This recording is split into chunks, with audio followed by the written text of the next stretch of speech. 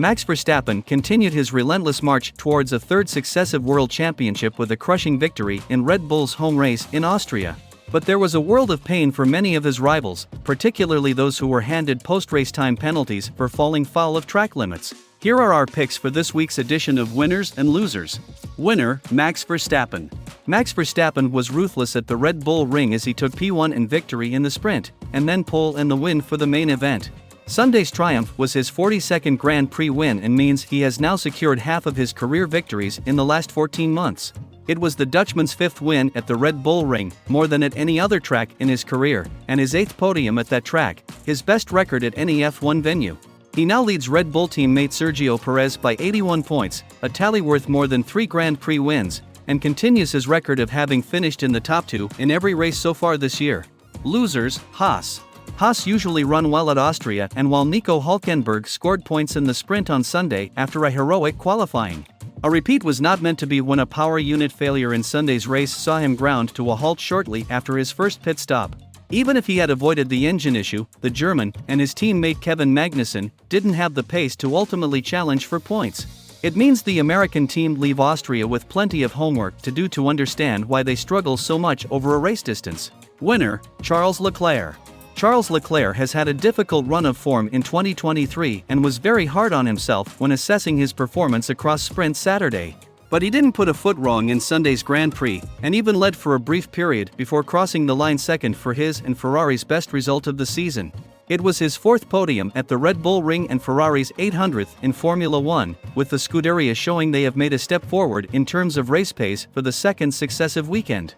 Losers, Mercedes. After 2 weekends where they appeared to be Red Bull's closest challengers, Mercedes were nowhere in Austria, where both Lewis Hamilton and George Russell lamented a silver arrow that was slow for reasons that remain unclear to them. When they quickly realized the Mercedes didn't have a strong rear end for Austria's high-speed turns, they took out a lot of front wing, but that meant the car was sliding around into certain corners.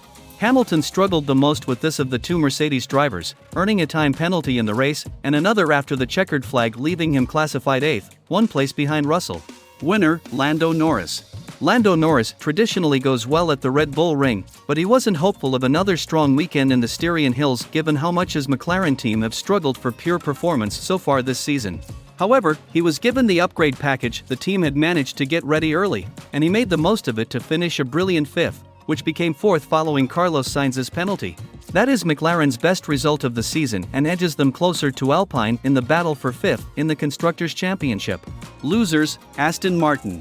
Aston Martin's protest regarding track limits not being applied in some instances was upheld. And that meant Fernando Alonso was promoted from 6th to 5th, his best result in Austria, with Lance Stroll gaining an extra point as he rose from 10th to 9th.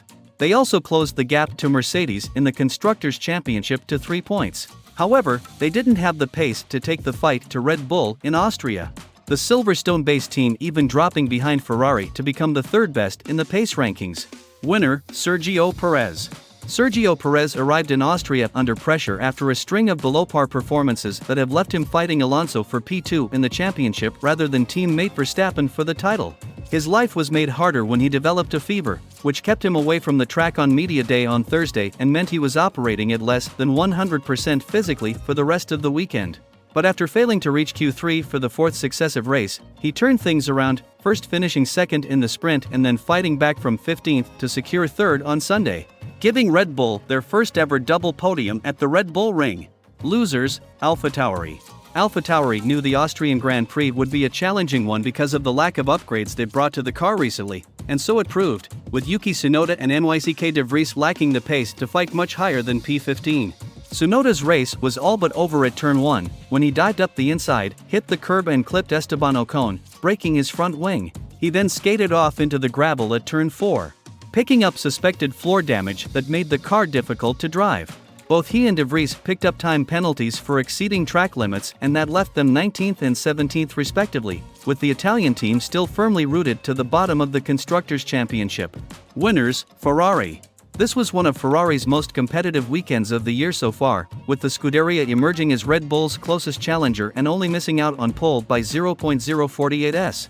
The raw pace of the car was a step forward, with the team happy with the string of updates they brought to the track, including a new front wing, delivering the benefits they had hoped for. Yes, Sainz was frustrated to finish 6th after a slew of time penalties for track limits, but he was menacingly fast for several phases of the race, and overall, both he and Leclerc felt more comfortable with the car and could extract more speed out of the higher speed turns, which has been a weakness so far this year. That bodes well for the next few races. Losers, Alfa Romeo. Alfa Romeo's run in the points came to an end with a lackluster performance in Austria. The Swiss team's cars were too slow to be in contention to score points, with Valtteri Bottas' afternoon made harder after he damaged his front wing when he hit debris. His teammate Zhou Guanyu was classified 12th, but never troubled the top 10. The Chinese racer and Bottas are now keen to get some decent upgrades, including a new floor on the car at this weekend's race at Silverstone.